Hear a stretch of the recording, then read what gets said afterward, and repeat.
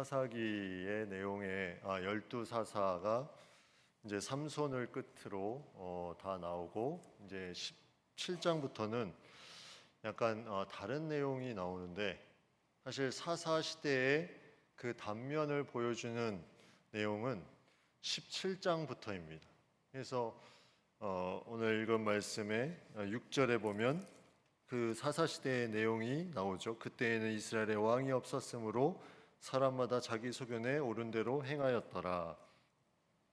사사기는 이스라엘이 다시 악을 행해서 그 악을 통해서 이방 나라의 심판을 받고 그들이 부르짖어서 이제 사사를 통해서 구원을 받고 다시 평안함 가운데 또 죄를 범하고, 이게 계속 반복이 되지 않습니까? 근데 이 사사기를 쭉 읽다 보면 회개하는 부분들이 점점 약해지는 부분, 그리고 삼손 마지막 사사에 가보면 회개한다는 내용이 아예 나오지를 않습니다. 그 시대가 계속해서 악하고 악하여서 이제 백성들이 회개도 하지 않는데 하나님은 삼손이라는 사사를 준비시키셨죠.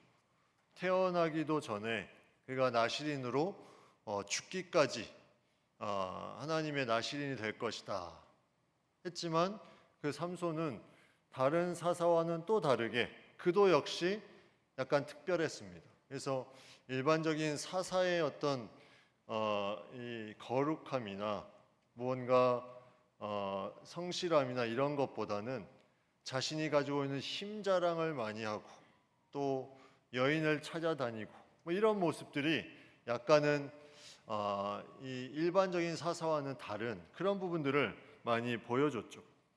그럼에도 하나님의 놀라운 역사가 이 사사 시대에 사사를 통해서 이루어지는 것은 끊이지 않았습니다. 사사가 아무리 그렇게 그의 삶을 살았을지라도 그가 이제 마지막에 이제 잡혀서 눈이 뽑히고 그가 종처럼 이제 맷돌을 굴리면서 살다가 이제 다시 하나님께서 부르심을 회복하면서 그가 이제 그 블레셋의 다곤 신전의 기둥을 같이 넘어뜨리면서 그 죽을 때 죽인 사람이 살았을 때 죽인 사람보다 더 많았다 하는 그런 말씀을 통해서 무엇을 이룹니까? 사사의 하나님의 부르심을 그가 죽으면서 이루게 됩니다. 그러니까 하나님의 부르심은 인간이 아무리 벗어나려고 해도 이걸 벗어날 수 없는 부분을 생각해 보게 됩니다. 하나님이 부르시면, 하나님이 그 사람을 쓰시기로 하면 내가 아무리 도망가려고 해도 결국은 하나님께서 쓰시는 곳에 하나님의 방법으로 하나님의 때에 맞게 그것을 이루는 것을 보게 되죠. 우리는 다 하나님의 부르심을 받은 존재입니다. 하나님이 쓰고자 하시는 분들이라는 거죠. 여기에 모인 모든 분들 한 사람도 예외 없이 그냥 너는 내가 쓰지는 않겠으니 구원만 받고 살다 와라 이렇게 말씀하신 분이 한 분도 없습니다. 다 하나님이 쓰시고자 하는 부분이 있는데, 인간의 연약함과 인간의 그런 무언가 부담과 어떤 마음의 이 움직임이 없기 때문에 계속 그때가 늦춰지고 그때가 잘못된 길로 가고 이렇게 하지만 결국 하나님은 계속해서 우리의 마음과 우리의 삶을 움직이시면서 우리를 사용하며 나아가기를 원하시는, 그리고 그것을 이루시는 분이라는 거죠. 그런 어떤 사사의 시대에 계속해서 하나님의 놀라운 역사가 우리에게 나타났습니다. 하나님께서 12명의 사사를 통해서 하나님께서 택하신 백성을 구원하신다, 이것을 명확하게 보여주신 그런 내용이 바로 이 사사기입니다. 그런데 오늘 17장부터 내용은 사사는 더 이상 등장하지 않는데, 여기는 정말 자기 소견에 옳은 대로 행하는 모습이 더 적나라하게 나타납니다. 그래서 이 17장부터 뒤에 마지막 21장까지는 사실 설교 본문으로 잘 택하지도 않습니다. 이 내용이 별로 이게 적용할 것도 없고 내용이 별로 좋은 내용이 아니라 이 설교 본문으로 택하지 않는, 마치 욥의 친구들의 그런 말의 언급이 욥기에 있는 것을 본문으로 잘 택하지 않는 것처럼 여기도 마찬가지로 그런 부분이 이제 가득 있는데, 그 중에 먼저 이제 17장 1절에 보면 누가 등장하냐면 미가라 이름하는 사람이 등장합니다. 에브라임 산지에 미가라 이름하는 사람이 있다. 근데 이 가정에 문제가 생겼습니다. 그 문제가 뭐냐면 어머니가 돈 은 1,100을 잃어버렸습니다. 이 은 1,100은 어느 정도냐면 지금으로 따지면 한 1억 정도 되는 아주 큰 금액입니다. 근데 그거를 잃어버렸는데 너무나 귀한 돈이죠. 그래서 돈을 분명히 좋은 곳에 뒀는데 이게 없어졌습니다. 그럼 범인은 누굴까요? 가까운 데 있는 사람이죠. 네, 가까운 데 있는 사람이 범인일 가능성이 많습니다. 근데 이 어머니는 그 돈을 잃어버리고 저주를 하기 시작합니다. 누구를 저주했습니까? 그 돈을 가져간 사람을 저주하고 막 저주했는데 그 말이, 저주의 말이 누구에게 들렸냐면 그 아들 미가의 귀에 들렸습니다. 자, 미가가 같은 집에서 어머니가 저주하는 말을 듣습니다. 근데 그 돈을 가져간 범인이 미가예요. 그 아들이에요. 그러니까 본인이 가져가 놓고 그 저주의 말을 옆에서 듣고 있습니다. 계속 이거 들을 수 있습니까? 없습니까? 안 되죠. 이게 쉽지 않습니다. 그래서 그가 이실직고합니다. 그래서 뭐라고 말하냐면 그 은이 내게 있나이다. 내가 그것을 가졌나이다 하면서 이제 그 돈을 어머니에게 이제 돌려주는 그런 장면이 나옵니다. 근데 그 돌려주는 그 가정 가운데 그의 어머니가 뭐라고 다시 말하냐면 분명히 저주했잖아요. 근데 그 돈이 아들에게서, 아들이 가져간 것을 알고 내 아들이 여호와께 복받기를 원하노라. 갑자기 바꿔버립니다. 대상에 따라서 저주를 막 퍼붓다가 내 아들이네? 다시 복으로 바꿔버립니다. 이게 뭘 말하는 걸까요? 우리가 미워하는 사람을 저주하는 거 쉽게 합니다. 마음속에 미워하는 감정이 막 일어나서, 근데 그게 내가 사랑하는 가족이 만약에 미워하는 행동을 한다면 품을 수 있고, 그 미워하지만 하나님이 그를 고쳐주시기를 기도할 수 있죠. 왜 그 마음이 달라진다는 거죠. 대상에 따라서 누구는 저주하다가 갑자기 대상이 바뀌니까 축복을 하기 시작합니다. 이게 인간의 연약함이라는 거죠. 그런 자기 소견에 오른 대로 행하는 것이 자기 소견에 오른 대로 생각하며 이렇게 나아가는 부분들이 계속 드러납니다. 그런데 여기서부터가 이제 문제예요. 이제 어머니에게 이제 도로 주면서 어머니가 그것을 갖기를 바랬는데 어머니가 이제 축복하면서 이제 그 부분을 다시 이 부분을 아들에게 주는 그런 부분들이 나타납니다. 내 아들이 여호와께 복받기를 원하노라 하니라 하면서 3절에 보면 그 미가가 은 1,100을 그의 어머니에게 도로 주매 그의 어머니가 이르되 내가 내 아들을 위하여 신상을 부어 만들기 위해서 내 손에서 이 은을 여호와께 거룩히 드리노라. 내가 이제 이 은을 내게 도로 주리라. 자, 이 아들 미가가 어머니의 잃어버린 그 은 1,100을 도로 줬는데 어머니가 뭐라고 말하냐면 그 돈은 내가 신상을 만들기 위해서, 누구를 위해서? 아들을 위해서 신상을 만들기 위해서 내가 모아놓은 돈이고 그것은 여호와께 거룩히 드린 돈이다. 그러므로 내가 너에게 이 돈을 다시 주겠다. 이 말은 뭐냐면 네가 이 돈을 가지고 네가 신상을 만들고 네가 원하는 그 부분을 어머니의 원하는 부분과 함께 이 돈을 사용해라. 근데 이 3절 말씀은 말이 안 되는 내용이죠. 보십시오. 한 신상을 부어 만들기 위해 내 손에서 이 은을 여호와께 거룩히 드리노라. 신상을 만들기 위해서, 우상을 만들기 위해서 여호와께 드린다. 이게 말이 안 되는 거죠. 그러니까 자기가 잃어버린 돈에 대해서 그것을 찾았는데 저주를 퍼붓다가 아들인 것을 알고 축복하고, 그 돈이 원래는 아들을 위해서 신상을 만들기 위해서 이렇게 만든 돈이기 때문에 네가 알아서 해라.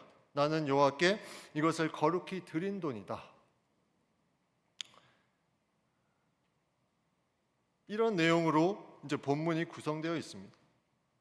자신이 잃어버려서 안타까워하는 그 마음에, 그 부분을 가지고 막 저주했던 그 마음. 제가 예전에 생각나는 부분인데, 이 지갑을 잘 잃어버리는, 제가 청년 시절에 청년이 하나 있었어요. 그래서 뭐 그때는 CCTV도 많지 않아서 어떻게 잃어버렸냐면, 밥 먹고 그냥 두고 나오고, 공중전화에 전화하고 그냥 두고 나오고, 너무 많이 잃어버리니까 이 친구가 지갑에 이렇게 뭘 붙여놨어요. 거기에 뭐라고 붙여놨냐면 죄의 삭슨 사망이요. 네, 죄의 삭슨 사망이요 하면서 이 번호로 가져간 분을 연락 주세요.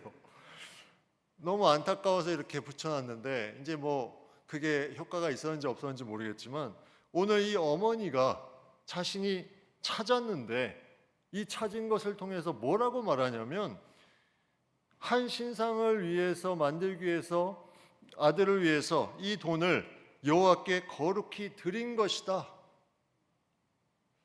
이렇게 말합니다. 그래서 이 은을 도로 너에게 줄 것이다. 근데 아들 미가는 이 돈이 찜찜한 거죠. 왜냐하면 우리가 잘 아는 것처럼 십계명에 이 분명한 계명이 있죠.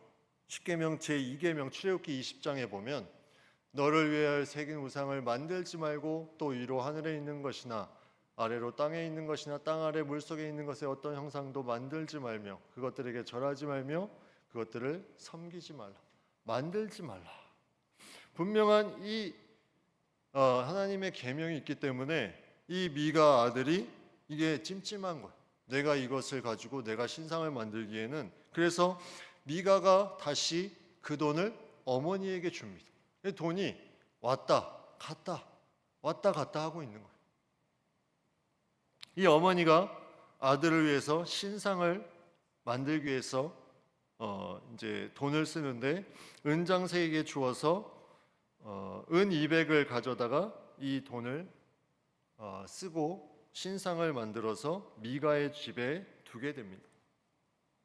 어머니가 처음에 잃어버려서 저주했던 그 돈을 아들이 가져간 것을 알게 되고, 그 아들이 가져간 것을 알게 되고 축복하면서, 그것이 원래 너를 위해서 신상을 만들기 위해서 내가 여호와께 드린 돈이다 하면서 아들에게 주어지고, 그 아들은 찜찜해서 다시 어머니에게 주어지고, 어머니는 이 돈을 가지고 우상을, 신상을 만듭니다.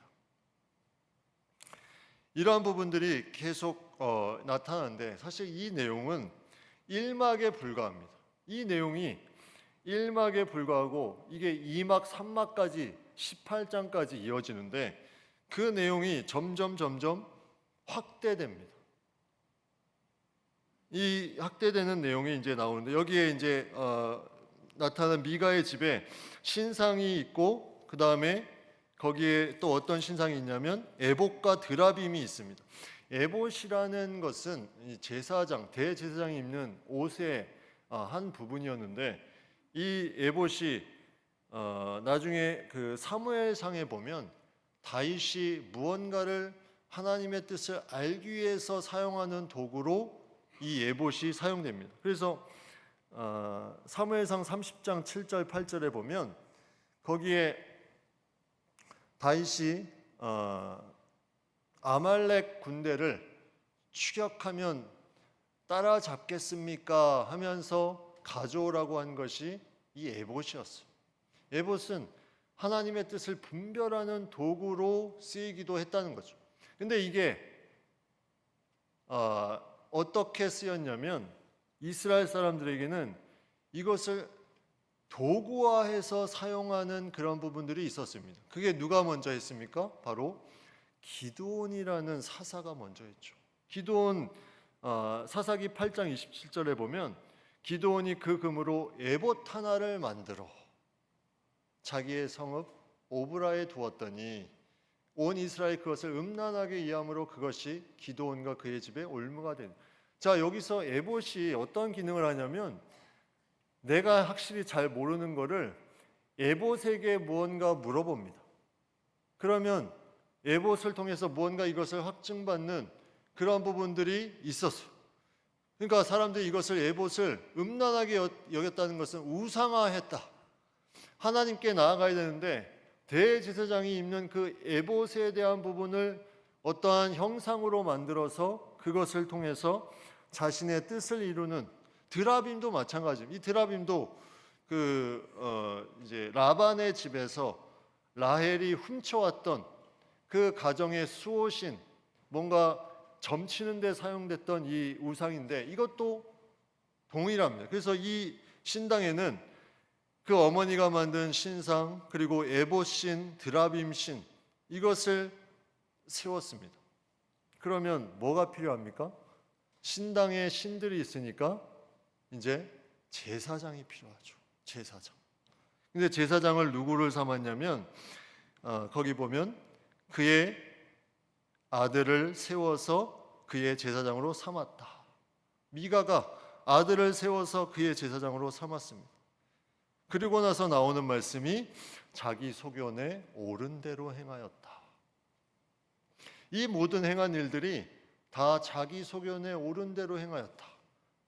거기에 여호와라는 이름이 들어가 있지만 거기에는 진정으로 하나님을 의지하고 따르는 것이 아니라 도구화하며 이용하는 하나님의 이름만 있을 뿐 자기 소견에 옳은 대로 행하였다. 여기까지가 이제 1막이 마무리되고 이제 이 모든 것을 통해서 하나님이 역사하시는 그러한 부분들이 어쩌면 이 17장과 18장에는 거의 볼 수 없을 정도의 그런 악함이 계속해서 확대되어 나타나는데 그게 7절부터 나오는데 7절에 뭐가 있었냐면 7절에 유다 가족에 속한 유다 베들레헴의 한 청년이 있었습니다. 한 청년. 이는 레인이었다. 근데 이 레인이 거주할 곳을 찾고자 했는데 이제 그 찾은 곳이 어디였냐면 유다 베들레헴을 떠나가다가 바로 이 미가의 집에 이르게 됩니다. 이 신상이 가득한 신당이 있는 미가의 집. 이 미가의 집은 18장의 뒤에 보면 그 단 자손의 5사람도 여기에 머문 것으로 보면 아주 큰 무언가 이 시대의 숙소 역할을 했던 그런 집 이름을 우리가 추측해 볼 수 있습니다.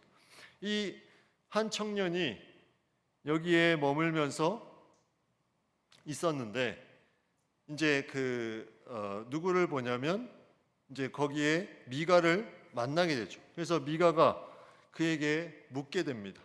너는 어디서부터 오느냐? 했더니 그가 말합니다. 유다 베들레헴의 레인으로서 거류할 곳을 찾으러 간다. 자, 레인은 이제 제사장에 될 수 있는 어떤 지파의 사람이죠. 근데 그 전에는 자기의 아들을 세웠다는 거죠. 그러면 미가가 어떠한 마음이 있었냐면 제대로 무언가 신상을 갖추기 위해서는 제대로 된 제사장을 세워야 되겠다. 그런데 누가 찾아왔냐면 유다 베들레헴의 레인이 찾아옵니다. 그래서 그가 생각하기를 이제는 이 부분이 하나님의 놀라운 역사하심이구나. 하나님이 우리 집에 복을 주시는구나 하면서 레인에게 이제 협상을 하기 시작하는데 그 협상의 내용이 10절에 뭐라고 나오냐면 내가 나와 함께 거주하며 나를 위하여 아버지와 제사장이 되라. 내가 해마다 은열과 의복 한 벌과 먹을 것을 주리라. 은열과 의복 한 벌과 먹을 것을 주리라. 해마다. 이게 많은 양일까요? 적은 양일까요? 은열과 아까 그 잃어버린 은이 몇 개라 그랬습니까? 1100. 1100이 약 1억 가치인데 은10 지금으로 따지면 은10이면 100분의 1이죠. 그럼 한 100만 원입니다. 그죠? 1억의 100분의 1이니까. 1년에 그리고 옷 한 벌과 먹을 것을 줄 것이다.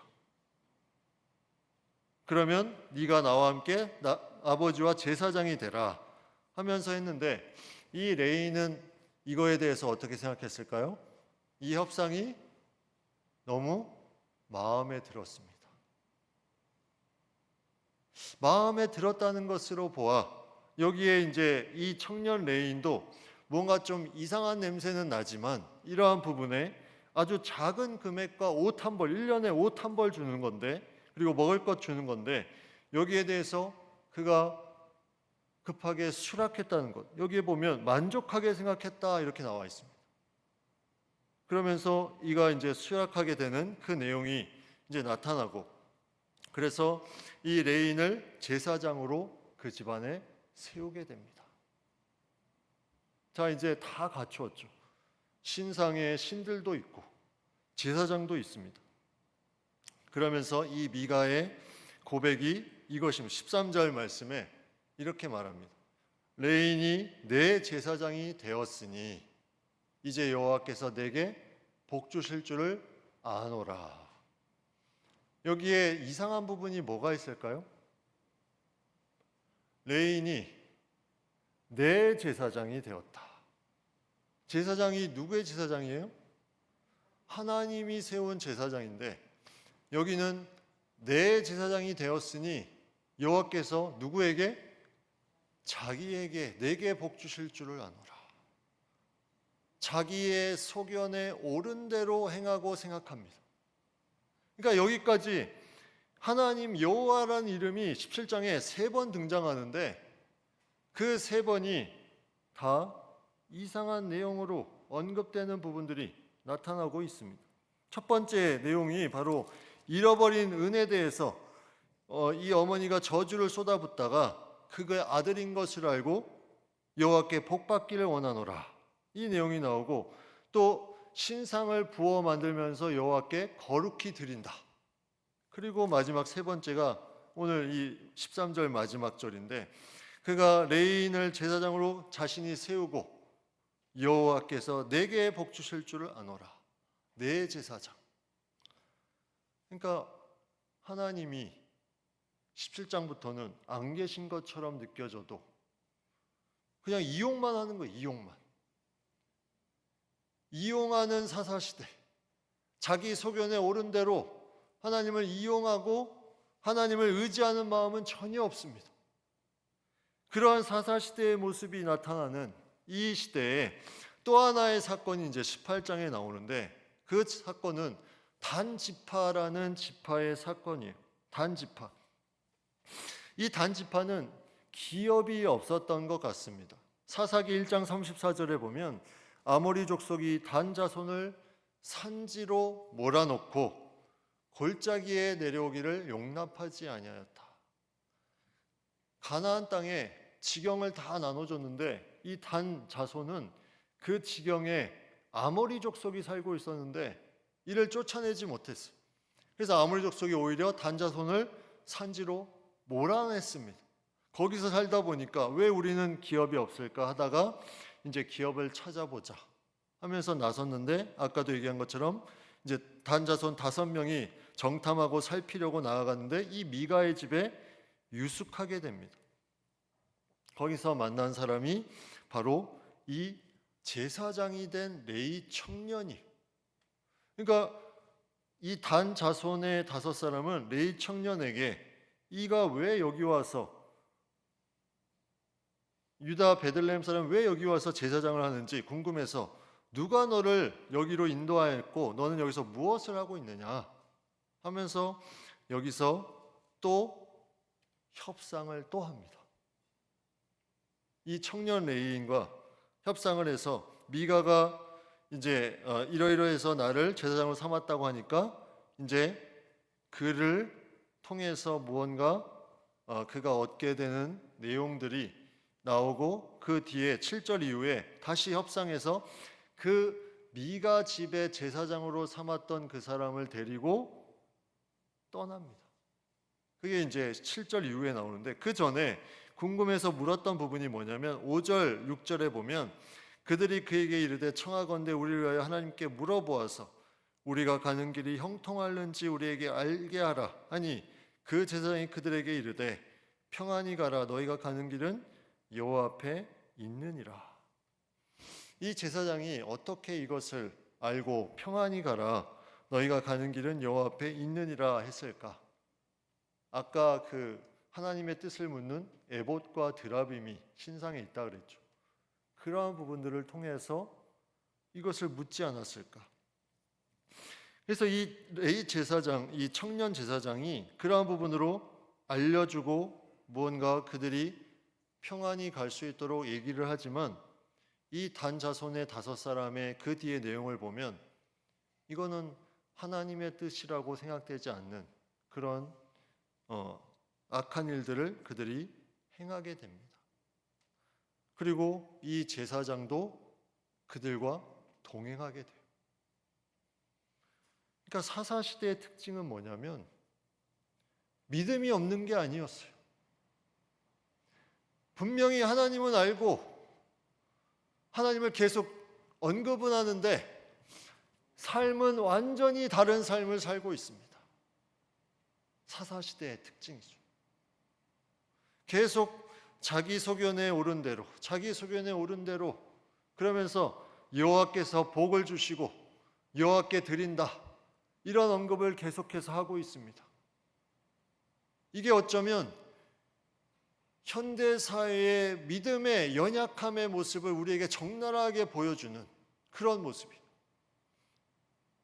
내가 신앙 안에서 언급은 하지만 삶에서 중요하고 필요할 때 하나님을 이용하긴 하지만 전적으로 의지하지는 않고 자기 소견에 오른 대로 행하는 그 부분, 그게 계속해서 사사시대에 나타나는.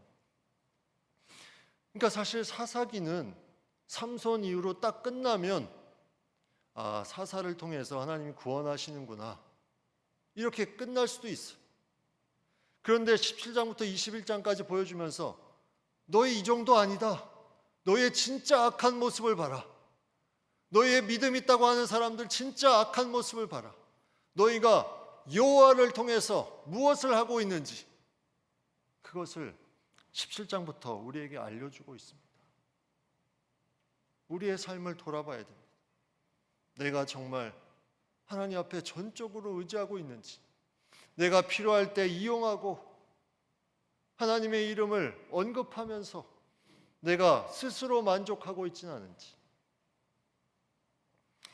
우리가 하나님 안에 있으면서 우리가 이러한 부분들을 잘 성찰해야 됩니다. 내가 가지고 있는 그러한 생각이 아니라 말씀 가운데 내가 엎드려질 수 있다면 우리는 그 길이 우리에게 중요하고 귀한 길임을 나중에 고백하게 됩니다. 이 길은 넓은 길이 아닙니다. 오늘 본문에 보십시오. 다 자기가 편한 길, 자기가 좋은 길만 택하고 있지 않습니까? 그런데 믿음의 길은 그런 길이 아닙니다. 좁은 길이요, 십자가의 길입니다. 그 길을 가기 위해서 말씀을 우리가 묵상하는 거죠.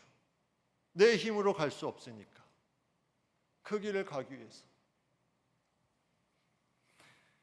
하나님께서 우리에게 사사기를 통해서 자기 소견이 아닌 하나님의 말씀대로 가라는 것을 계속해서 말씀해 주고 있습니다.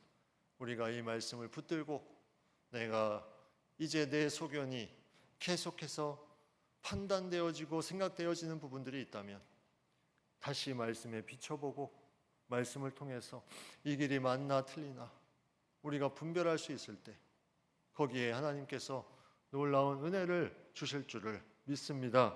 우리가 그 믿음으로 나아갈 수 있기를 간절히 바랍니다.